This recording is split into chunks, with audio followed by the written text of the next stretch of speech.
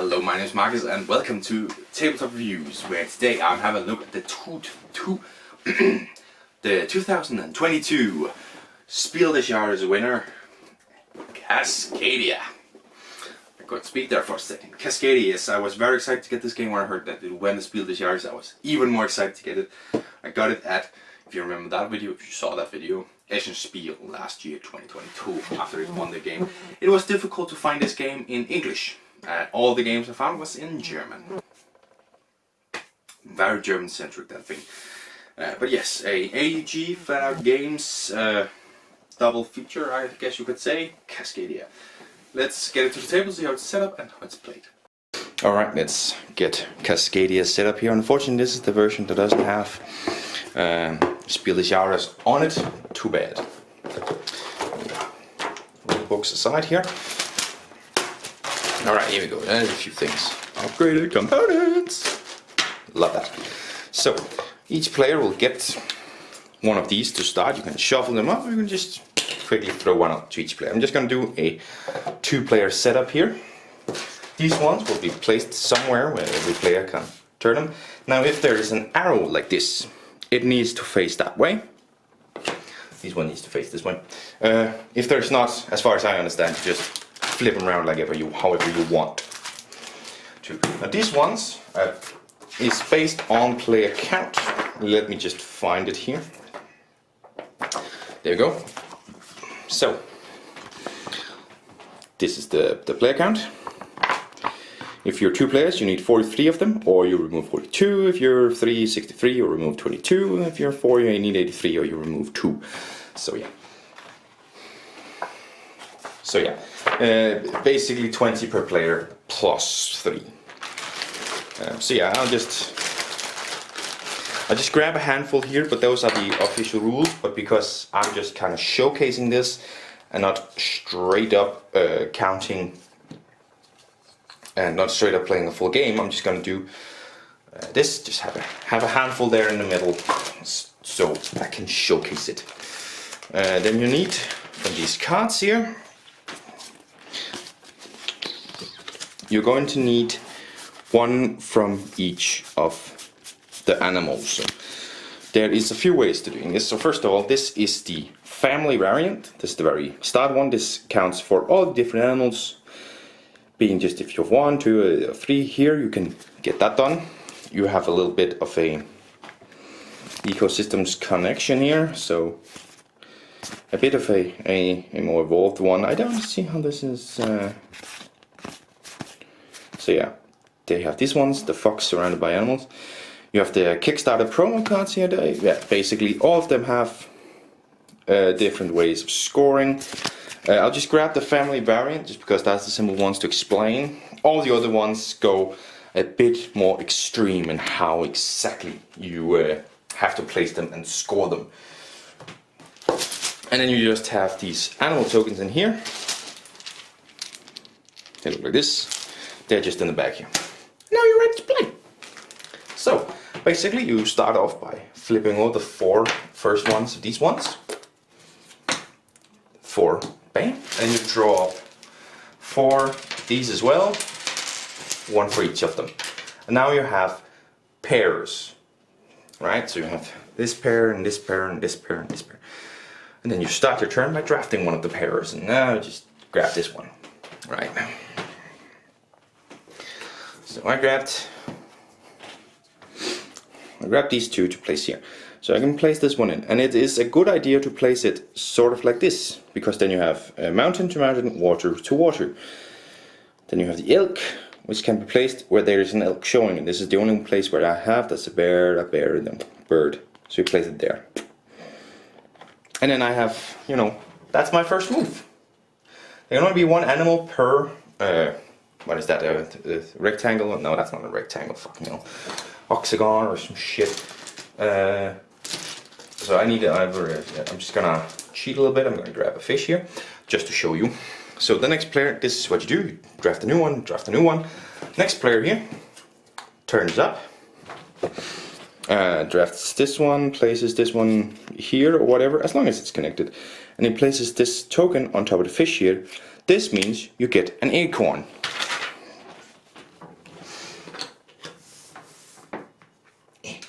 Just place it here. You get one of these acorns into your personal storage. Bada bam, bada bam. Just draft a new one out here just for the fun of it. So I'm just gonna quickly play this turn out because I want to make it realistic when I show you the rules of the game. Anyways, here you go. So now with the acorn, you can pair that acorn back here, and then you can put this together however you want. So that means if you're looking at this one, you might want to have this one, and you might want the fish token with it. You can do that because you paid that one. So put it here and put the fish on it, and you get the acorn back because that was it. Then you remove these ones. And these ones, just try to put them on the bottom here. And draft a few in a completely new set here. I don't think that's correct, but whatever, I can admit it. And then you draft a new set of these here. Yeah, okay, that was actually incorrect. The only one you draft new ones is these ones. Anyways, that's basically how you use the acorn. Play this to the end, and then you score points. Now I'm gonna sit down. I'm going to go over the point scoring with you. So, these ones here is for the animals. You have bears, the elk, the salmon, the birds, and the foxes down here. And basically this means that if you have 1, you get 1 point, you get 2 points. If you have 2, you get 5 points. If you have 3, you get 9 points. In any shape, it says right here, this is this card. Now that means if you already have 3 clustered up together, it would be way better for you to have some animals in between to get a new cluster of 3, because if you have 2 clusters of 3, that would be 18 points. Obviously if you just have 6 in one, that would be 9 points. That would be how to score this one most effectively. Now, right now you don't score many points, but basically do that for bears, kind of how many do I have, elk, how many do I have, last salmon, how many do I have, fish, eagles, how many do I have, foxes, how many do I have, and you have the dog full. Now, the freaking, oh boy, this is difficult. The territories count up. So you count up your largest territory of any kind. This amount, for example here, this would just be 1, 2, because they only have a 2 connection here. So my waterways, which is 1, 2, 3, would be my largest, and I would score 3 points for that. You count down, then my largest forest, which is 1, sand desert, which is 1. Then you go down, count it up, the largest one gives you that amount of points. Now for the one where you have the largest, so for example this one, this is a 3 water, this is a 1 water. That would mean, and by the way, I forgot, yeah, no, 3 for water, 2 for mountains. I would get 2 extra points for the waterway, 2 mountains, 1 mountain, I would get 2 extra points for the mountains. 2 swamps, 1 swamp, they would get 2 extra points for the swamps. 2 like desert or whatever, 1 desert or whatever, they would get 2 extra points for that. Then we're even on the forest. That's actually something I haven't had happen before. What in the world happens if you're even? I believe you split the score so you get 1 point each. Corridor majorities?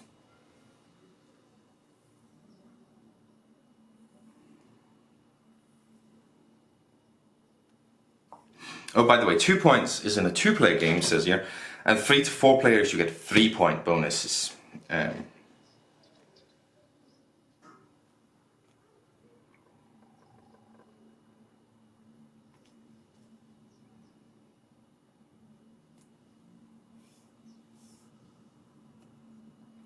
Yes, so for 2 players you get 2 points, and if you have the same size you get 1 point, so you get 1 point first. In a 3-player you get 3 points for the largest, 1 point for the second largest. If you are joint for the largest you get 2 points each, and there's no point for the next largest.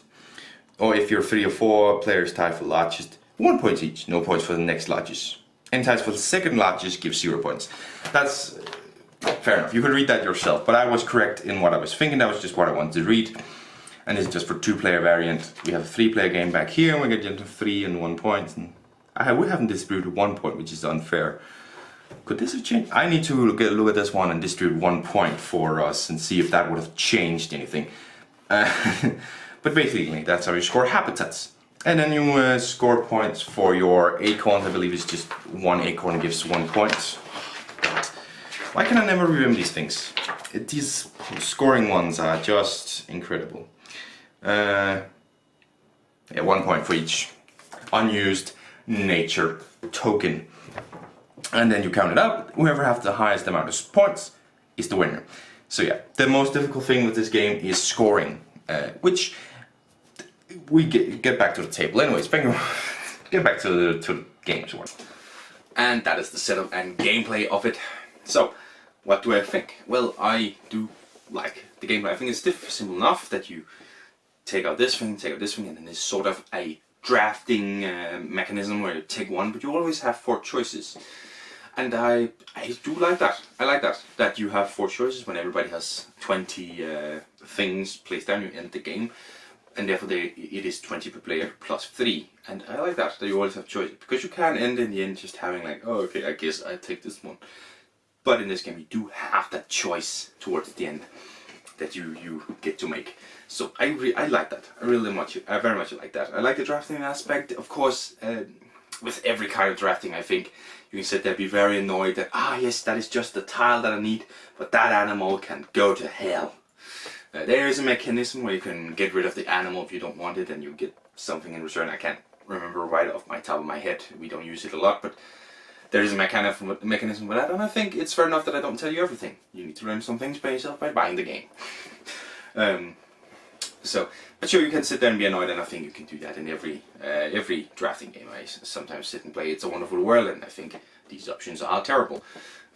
It has a mechanism to, defend it, and so does this one. But there's always something that's going to encourage you to score, and even the animal, you can usually still sort of place it. Perhaps, maybe, you can end up in a situation where you can't place it. That's your own fault. It's definitely interesting. The interesting part about the scoring is, you have the family friendly, you have the basic, and you can get more and more in depth scoring ways, which are very, very interesting. And I like looking at it and exploring that. And we haven't played a lot of the more detailed scoring versions, because I don't know many who likes that. But definitely want to get that played a little bit more. I might actually have to play this solo just to explore the scoring mechanism a lot. What I wanted to say in the overview, and what I'm going to say now, is I love these difficult scorings. I love my head just turning around as I'm trying to figure out how to score this exactly how I needed to. I just played Solani, the new game I received from Kickstarter. I've played that. Not ready to talk about it, but it has a difficult scoring, and it's so amazing. Keystone North America, some place around here. No, it's not even. Yeah, it's right here. Again, that difficult scoring, that interesting scoring. I love that, and this Cascadia definitely has that. The puzzle, exploring it out, trying to get as much out of it as possible. Very interesting. I haven't lost a game yet because I set myself into these kind of scorings. So incredibly interesting. To score the habitats and the most for the habitats, and trying to build these habitats and putting it in there. You might think it's not difficult scoring, but that's just because you saw the basic version. The animals is really what makes this, because you have the habitat scoring and you have the animal scoring, and the animal scoring can get really, really interesting. Really, really interesting, I tell you. Oh man. Some of these are weird. Just having that, exploring that, looking at how to score those the best possible while still having the habitats. That's really where this game comes to life. Because basically gameplay is the drafting aspect. I just told you what I think of that drafting aspect. That's the ending of that. You can place it wherever, you can place it however. That's the ending of the gameplay wise. Now it's just about scoring, and that is so interesting. Such a simple game, such a difficult scoring. Those games are really entertaining to me. Because you don't need much to understand the gameplay, but you need a lot to understand the scoring and to win. So, absolutely amazing on that aspect. Let's get into the components. They're good. There is this little bag in it. I don't know if you saw it. It's fine, but it feels cheap, right? It looks good, but when you have in your hand stuff, it feels cheap. I don't like that. The little animal tokens are nice. You have the different colors, so you immediately know which animal it is, but the animal is also on there clearly enough that you can always look and go, okay, it's that one. And it matches with what I've written on my board. And the things you move around, the little tiles there, again, they're kind of thin, a little bit thin on the plastic side. They're nice looking, the habits are nice, they're easily to tell apart, but it feels a little bit cheap. The bag and those ones, the cards are really good quality. For some reason, those I wouldn't mind if they were felt a little bit cheap, because you just put them on the side to look at when you want to remind yourself what the scoring is. But they made them pretty good cards, at least, not really good maybe, but pretty good cards. And I'm just sitting there going, why? Why did you do that? Why in the world would you spend time on the cards and not on your bag or on your tiles? Maybe because cards are cheaper to make, I'm not sure. But it's annoying. The artwork is nice. Last video I talked about parks, and what I kind of saw from this cover here was definitely beautiful artwork, and I was thinking, oh, this is gonna be a brilliant artwork. It's gonna be just like parks. It is not. Sure, you can tell the habitats apart, but it isn't anything that strikes out as beautiful. The cards, the scoring, have some nice, beautiful illustration of the animals. But what you're seeing on the table is a mishmash of colors, I have to say. Even when you put the tokens on as a little animal, but it's just more colors to it. It is a mishmash of colors. It's very much what you're looking for. So beautiful it isn't. But gameplay-wise, it is, I think, pretty damn good. Just components fall quite a bit short for me in this one. The theme of this one is, I mean, it makes sense because you're exploring the part of America which is Cascadia, but then again you're shaping the land just like you want it to. So by you stating that it is this part of the country, this right here is what you're looking at, and then when I make 15 different mountain chains that are all 3 mountains tall, and then I Google Cascadia and I see, oh, it has nothing to do with that, it kind of sets you off. It is just wilderness. It is just wilderness. It is the nature. That is all it is. Nothing more, nothing less. So the theme isn't really striking in for me here. So, does it lie to you? 30 to 45 minutes, 1 to 4 players, 10 and up. Well, the player count is the one I usually start with. So as say I haven't played solo, I might give it a try. You can only play it up to 4 players, that's the tiles things. I would not go less than 20 tiles. You could perhaps say 10 tiles per player, but you really don't want to do that. So yeah, I think it's good. We played mostly 2 or 3 players, but we have had a massive 4-player game. And I think it's equally entertaining. You have more tiles, it takes a little bit longer. Of course, I think we've done a 2-player game in 20 minutes actually. But a 4-player game with new players, almost 1.5 hours. That's just what happens. But yeah, I think 2 to 3 players is probably also where I prefer. Just a little bit over that 4 players. I think 4 players gets a bit too clustered, and even 2 players is a little bit too much back and forth, a little bit boring, a little bit too easy perhaps. So I think 3 players for me is the sweet spot where you really get the most out of this game. You have, should probably turn it like this. You know, you have enough variation in them to make you think a little bit on your turn, and of course it isn't just immediately your turn again. You kind of keep look at what the other players are doing. There is not a lot of hate drafting, as I call it, but you can sometimes go, okay, I need one of these 2. I need that. She needs this one. I'm just gonna grab that one. You know. So 30-45 minutes. I talked about it. I would say, yeah, 30 to 45. It could take you a little bit over an hour, a little bit under 30 minutes if you got the hang of the game and you are, you know, 2 players. It could take you under. If you are 4 players and some of them may be a little bit new to the game, it'll take you about an hour probably. But I would say, yes, 30 to 60 minutes would be a better time range, if you ask me. 10 and up. This is very simple. There is nothing text. There is purely pictures. Even the scoring is nullified by pictures showing you how to score it, and then there's numbers saying if you do this once, if you do this twice, if you do this thrice, some going if you do this 4 times. Or something. So I think it's fairly simple, and you can go lower in age with it because it's fairly easy to understand. You know, get these animals in this one and get as many of one type of element gathered together, one type of color. So it's fairly simple. I think you can go lower in age. What is my score for this game? Oh, I'm sitting here and I'm going back and forth between an 8 and a 9. I don't do 0.5s. I fucking don't. I refuse. So I'm gonna give it an 8. Talked a little bit down to an 8, I think, from a 9, which was my immediate thought. But it's going to be an 8 out of 10 for me. I like the drafting aspect. As I say, the player count is a little bit meh. When you go 2 or 4, it's 3 is at its best, and I don't rate just based on my favorite player count. I rate based on all the player counts this can play at. What do you think? Oh, I didn't even talk about the acorns. They're fine. They're good. refined enough edition, and they get 1 point, which is interesting. It's a little bit whatever. I don't think that's going to change my opinion. Maybe I would actually rate it high if they went there, if it was purely the drafting aspect, but you have a way of mitigating the drafting aspect in those. So I think that drags it down a little bit to an 8 out of 10 actually. The drafting is fine. I think the scoring is fine. I just think, yes, I like experimenting and figuring it out, but there's too many different ones. Almost. I would want to see sort of, I don't know, more unified of them, perhaps. But again, I like the scoring here, so that's a bit of a weird one for me. But I mean, in the end, it's going to be an 8 out of 10. It is going to stay in my collection for now. I don't know, maybe perhaps I will sell it, but I want to play it some more maybe and get a little bit better at it or something.